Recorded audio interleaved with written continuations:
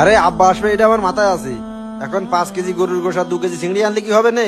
তুমি বড় বড় একটা ধরি রাখি নে, আমি বাজারতে আসি জবি করে দিবা নে।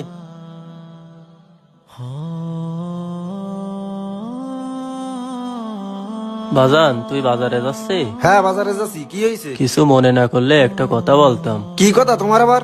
রাতে অনেক ঠান্ডা পড়ে, এতে আমার শীত মানায় না। তা আমি কি করব?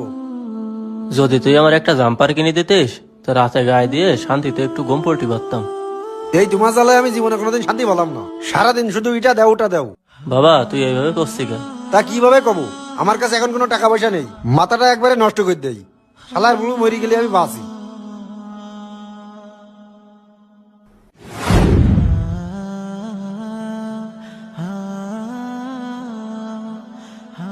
এ ময়দার মা তাড়াতাড়ি আইসো, এই দেখো কারা আইছে।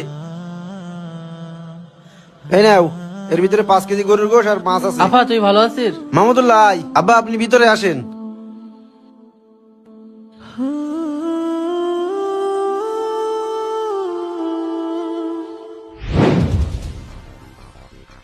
এই ভাত রেখে গেলাম, খাই নাও।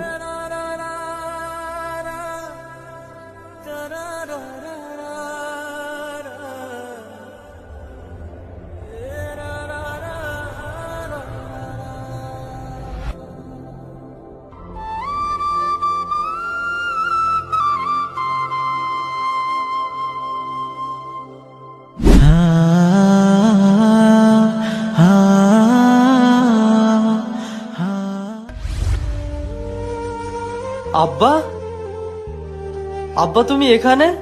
আর এসব কি করিস? বাজান, তুই ভালো আছিস? আমি তো ভালো আছি। আর তুমি কি খাচ্ছ এসব? এগুলো রাখো, আমার সাথে এসো। এসো, সাবধানে নামো, সাবধানে নামো।